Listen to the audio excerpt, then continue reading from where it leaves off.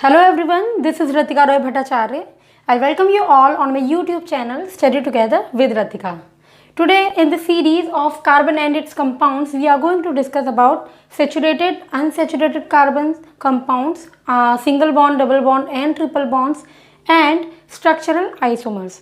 I know that saturated and unsaturated carbon compounds has been reduced, it has been deleted from our syllabus according to CBSE. But still I am explaining this topic because I know that in 11th standard these topics are going to be very helpful for you. So it's better to learn here because we are already in continuity of this chapter. So it's better to understand that today I am explaining with this type of setup because I thought that it would be easier for you to understand in this manner.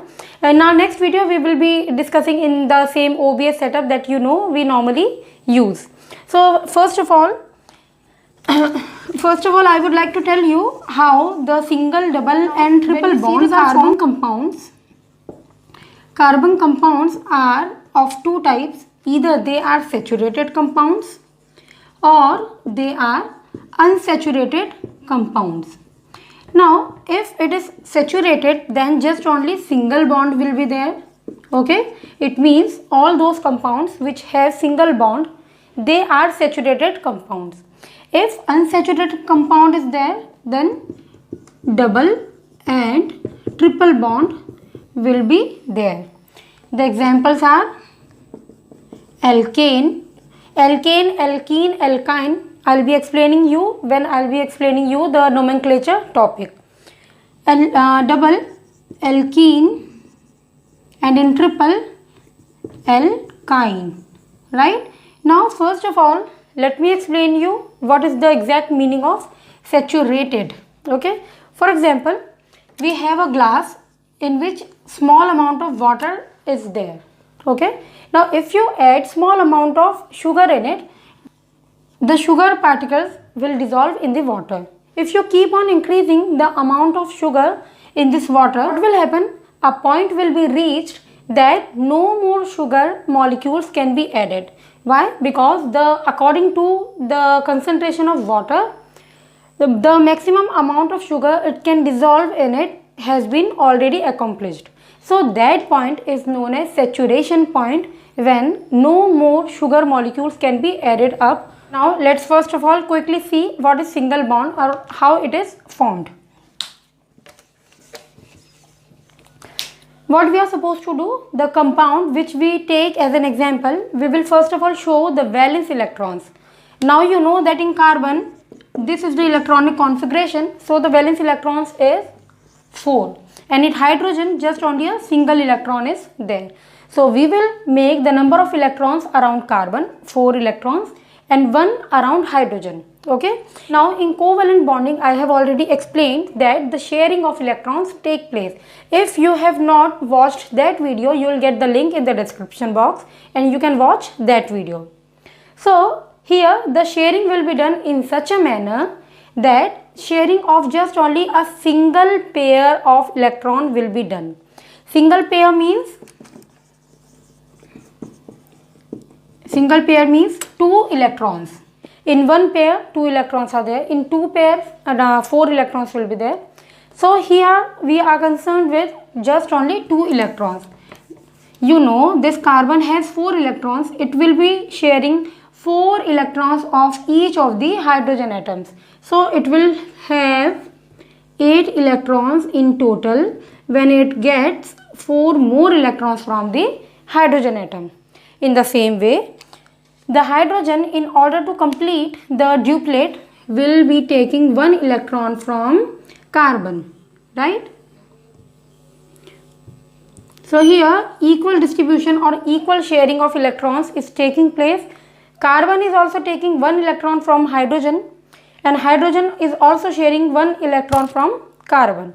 So in this way, when just only 1 electron pair is shared, that type of bonding is known as single bonding, and we show that with the help of just only a single line. Okay, we will take one more example. It is always best to use different colored pens so that it is easily visible.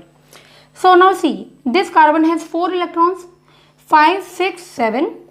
one electron it will be sharing from this carbon atom. Okay, let's see here.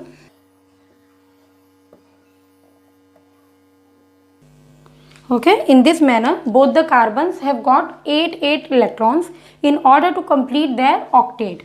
The hydrogen will take 1 electron. So in this way, electron dot structure we have seen here. If we want to show the bonding, what we can do?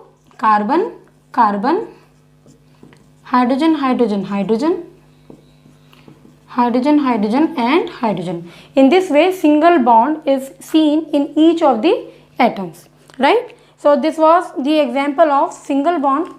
Let's see the example of double bond now. Okay, now this carbon has 4 electrons, 5, 6 from both the hydrogen atoms, and 2 electron it will be sharing with this carbon. So you see the structure becomes like this: 1, 2, 3, 4, 5, 6, 7, 8. Here also 8 electrons, right? Now you are able to see that hydrogen will be sharing 1 electron from the carbon. Okay, now you are able to see that between both the carbons 4 electrons are shared, or you can say 2 pair of electrons are shared. This is the bond diagram, you can say. First check that you have drawn 4 bonds around each of the carbon atom, right? 1, 2, 3, 4, because it is tetravalent element, so it will be sharing. Now you see this carbon has these 4 electrons. It will be taking 1 electron from hydrogen, so it becomes 5. 3 more electrons will be shared with this carbon.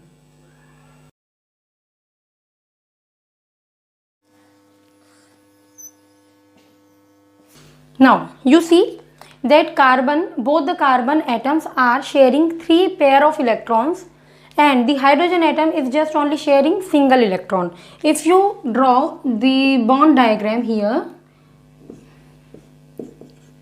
you can show in this manner as well as in this manner. If I am not showing any bond here, it means that just only a single bond is present here. 1, 2, 3. 3 means triple bonding is there. Now what are structural isomers? These are those compounds which have similar molecular formula but different structural formula, right? So we will take an example of butane. The molecular formula is C4H10, CnH2n plus 2. Okay. So if we draw the structure of this compound, this becomes